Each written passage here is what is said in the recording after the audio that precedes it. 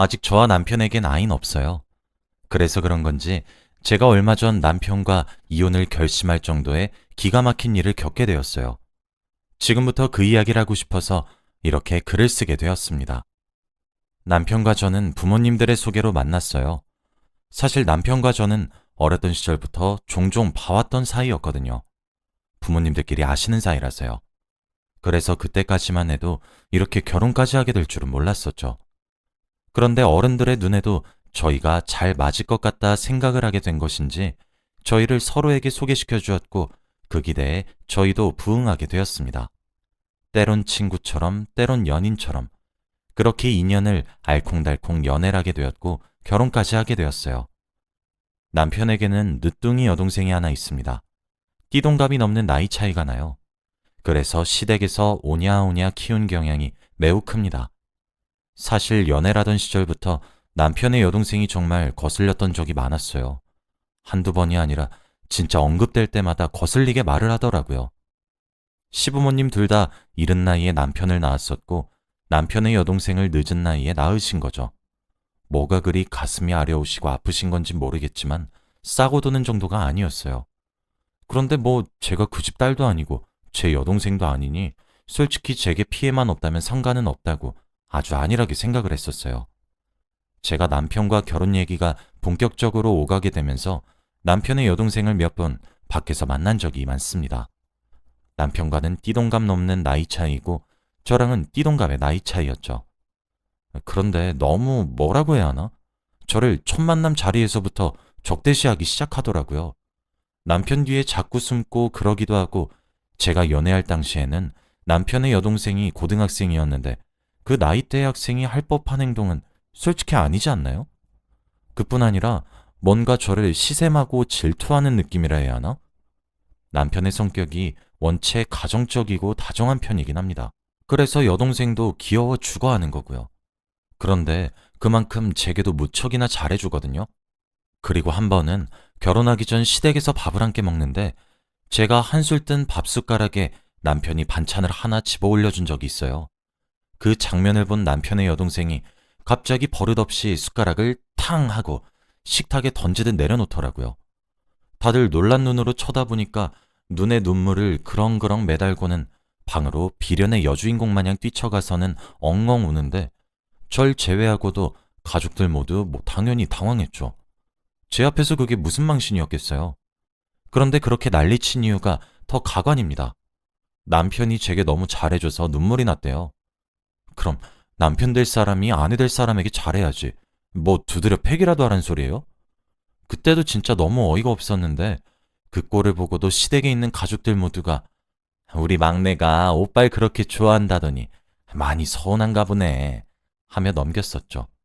저도 그땐 머저리처럼 그러게요. 남편을 많이 좋아하나 봐요. 하고 말았고요. 그리고 그때부터 시작이 되었던 것 같아요. 그래도 저보다 12살이나 어리니까 제 눈에도 완전 아가로 보이잖아요. 그래서 귀엽다 귀엽다 하고 말았었어요. 처음에는요. 남편과 결혼을 할 때도 제 한복을 보러 간 적이 있었어요. 시어머니랑 저희 어머니랑 셋이서 가려고 했었는데 시어머니가 남편의 여동생을 데려왔더라고요. 여기 계신 여러분들도 다들 아시다시피 보통 세신분들이 하는 한복들의 색이 되게 정해져 있잖아요. 연분홍 치마에 연보라 저고리라던가 뭐 그런 식으로 말이에요. 제가 그렇게 세트로 입고 나왔는데 뭔가 그때부터 남편의 여동생 입이 오리 주둥아리처럼 쭉 튀어나와 있었어요. 그때부터 불안불안하다 싶었습니다. 그렇게 세트로 셀렉하고 넷이서 밥을 먹으러 갔는데도 먹는 둥 마는 둥 하는 것도 진짜 속이 터졌는데 아니나 다를까 제 기우가 맞았는지 며칠 뒤 시어머니께서 연락이 오셨습니다. 그렇게 한복을 선택하고 집에 가는 길부터 남편의 여동생이 몇 날 며칠이고 식음을 전폐하면서 눈물을 흘렸답니다. 하나뿐인 오빠 결혼식 날에 자기도 한복 입고 싶다고 하면서요. 그래서 시어머니가 입으라고 당연히 네가 동생인데 입어야 하지 않겠냐고 살살 달랬는데 제가 고른 새 신부 한복이 아니면 안 된다고 했답니다. 처음엔 당연히 시어머니도 시아버지도 안 된다고 남편의 여동생을 설득했다고 했어요. 그날은 너의 오빠와 너의 새언니가 될 사람이 주인공이다. 다른 색을 입자고 아무리 설득을 해도 그 옷이 아니면 안 된다고 아주 패악질하듯 땡깡을 피우며 떼를 썼답니다. 그런데 몇 날 며칠 늦둥이 딸내미가 밥도 거르면서 울고 그러니까 저희 집에 아주 죄송스러워하면서 양해를 구하셨어요. 아, 제가 그때 진짜 결혼을 엎었어야 했는데 시어머니랑 시아버지가 정말 죄송하다고 하시면서 한복을 양보해준 대신 저희 집 대출금 일부도 갚아주시겠다고 하시더라고요. 저희 친정에서도 좋은 게 좋은 거라고 결혼 전에 분란 만들어서 좋을 것 하나 없다고 공짜로 뺏어가는 것도 아니고 시댁에서도 미안하다고 충분히 표현하는 것 같다고 하면서 저를 달랬고 그렇게 양보했습니다. 지금 생각해보면 이때 저주질 말았어야 했던 것 같아요. 결국 저는 제가 고른 한복을 양보했어요. 아마 제 결혼식에 오신 분들은 다들 신부가 2명인 줄 알았을 겁니다. 어찌되었든 결혼 이후에는 그래도 남편이 시댁에서 지내는 것이 아니라 저와 함께 신혼집에서 살게 될 테니까 명절이나 집안의 행세를 제외하고 남편의 여동생이 저희 부부의 일상에 침투하게 되진 않을 거라고 위안을 하며 결혼식을 끝냈었어요. 그런데 오산도 그런 오산이 없었습니다. 결혼하고 나서도 계속 저희 신혼집을 무슨 자기 아지트처럼 들락날락거리기 시작했거든요. 그런데 사실 저보다 1~2살 어린 것도 아니라 띠동갑이 차이가 나잖아요. 그때까진 저도 조금 얄미운 편이긴 하지만 사랑을 많이 받고 자란 막내딸이라고만 여겼습니다. 그러던 어느 날이었어요. 제 명품 가방이 몇 개 없어졌더라고요. 사실 명품이란 것이 제게는 좀 성공한 사람들만 할 수 있는 것, 이런 식으로 제게 거리가 멀다고 평생을 느끼며 살아와서 그런지 딱 2개 가지고 있었습니다. 하나는 제가 성인이 되면서 부모님이 사주신 가방이고 또 다른 하나는 남편이 결혼 프로포즈를 하면서 사준 가방이에요. 저에게 2 가방 모두 정말 뜻깊은 가방이라서 정말 애지중지하는 가방이죠. 그래서 평소에 잘 매지도 않습니다. 보관도 천가방에 따로 넣어서 보관할 정도죠. 하루는 일요일에 제 지인의 결혼식이 있어서 남편이 사준 가방을 매려고 옷장에서 꺼냈습니다. 그리고 결혼식을 다녀왔어요. 그런데 가방에 붙어있는 브랜드 로고가 툭 하며 떨어진 것이 아니겠어요? 그래서 어떻게 이럴 수가 있나 싶어서 다음 날인 월요일에 AS 센터에 방문을 했어요. 수선을 하기 위해서 말이에요. 제가 연차도 많이 남았었거든요. 사실 유급 연차들은 잘 사용하지 않지만 무급 연차들은 안 쓰기도 아까워서 그냥 무급 연차를 사용했어요. 가방을 들고 갔더니 세상에, 그쪽에서 가방이 가품이라고 얘기를 하는 겁니다. 그런데 정말 그럴 수가 없거든요. 왜냐면 남편이 제가 프로포즈를 받아들이고 며칠 뒤에 저를 직접 백화점에 데려가서 제가 그날 고르고 당일에 바로 샀던 가방이라 절대 가품이 될 수 없었어요. 제가 백화점에서 직접 구매를 했으니까요. 그런데 그때 본능적으로 남편 여동생의 범행이란 생각이 머리에 번뜩 들기 시작했어요. 진짜 너무 화가 나는 겁니다. 그 가방은 값비싼 명품 가방임을 떠나서 남편이 프로포즈 선물로 제게 준 뜻깊은 가방인데 그걸 훔쳐간 것도 모자라 제가 알 수도 없게 가품으로 바꿔치기를 해놓다니.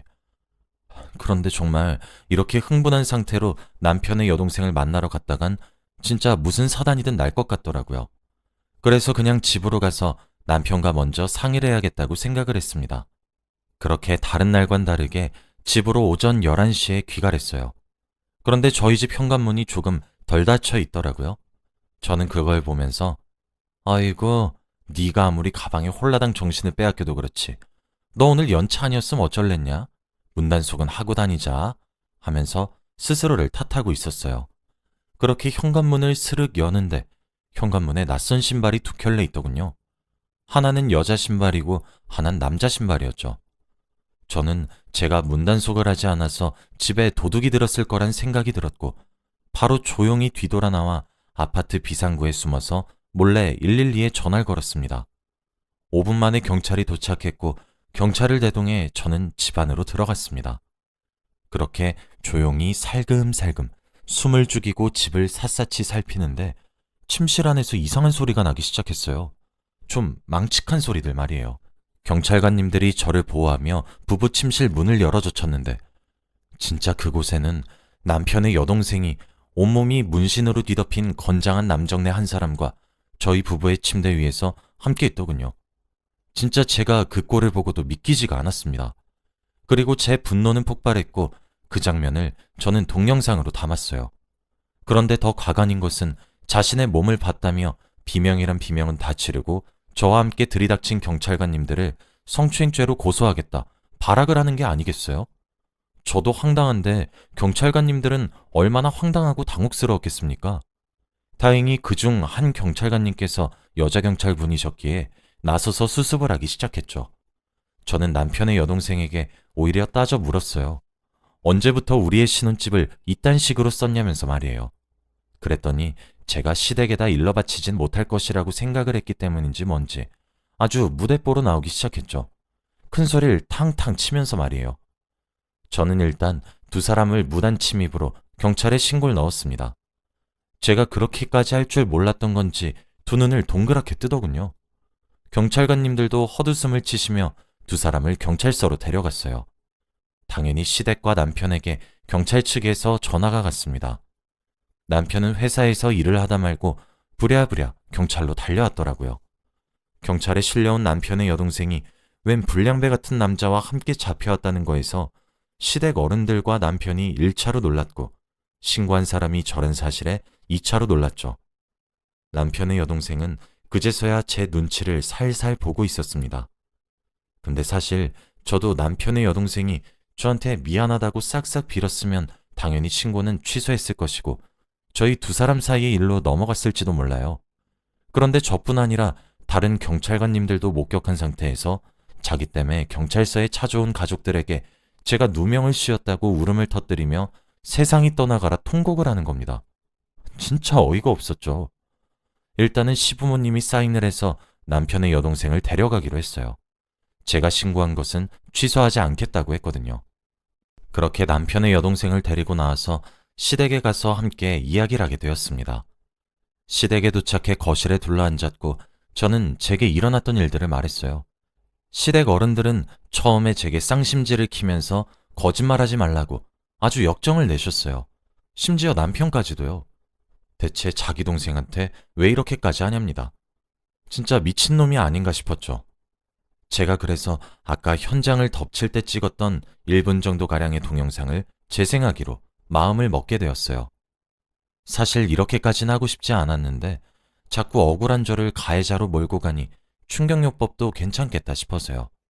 제가 그럼 잠시 기다리라 하고 노트북과 거실 TV를 연결했고 제 휴대폰도 노트북에 연결했어요.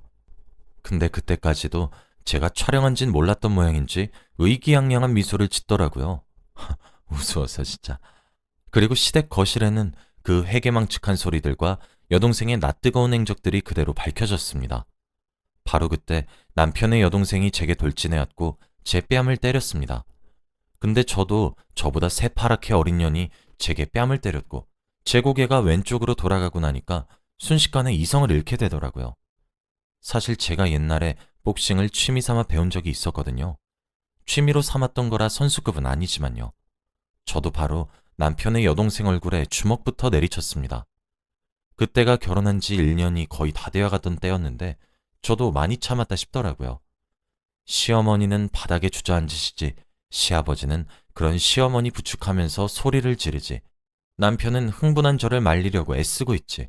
진짜 개판이었죠. 그런데 저도 어찌나 화가 나던지 온몸에서 무슨 초인적인 힘이 나와서 말리는 남편의 손길도 뿌려치고 남편의 여동생에게 주먹질을 했습니다. 남편이 제게 왜 이러는 거냐고 화를 내면서 중간에 끼어든 몇 초간의 시간이 있었는데 바로 그때 남편의 여동생이 자신의 방문으로 뛰어들어가 문을 잠그더라고요. 솔직히 저도 한 대 맞아서 제정신을 유지하지 못했던 것 같기도 합니다. 저는 남편을 쏘아보면서 화를 냈어요. 지금 네 동생이 내 뺨을 쳤어. 알아? 오냐오냐 해도 정도가 있지. 내 눈앞에서 비켜. 안 그럼 너도 가만 안 둬? 라고 하면서요.